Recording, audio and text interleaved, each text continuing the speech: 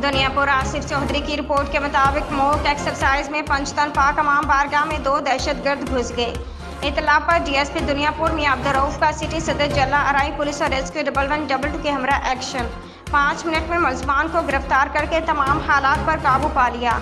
इस मौका पर डीएसपी मियां अब्दुर्रऊफ ने बताया कि मॉक एक्सरसाइज का मकसद मुहर्रमुल हराम में अमन व अमान के फ़ज़ा को बरकरार रखने के लिए अदारों की कारकर्दगी को चेक करना होता है। इसी सिलसिले में आज पंचतन पाक अमाम बारगाह में मॉक एक्सरसाइज का इनेकाद किया गया। अल्हम्दुलिल्लाह पुलिस रेस्क्यू 1112 अधिकार अदारों की कारकर्दगी इंतहाई तसल्ली बख्श रही।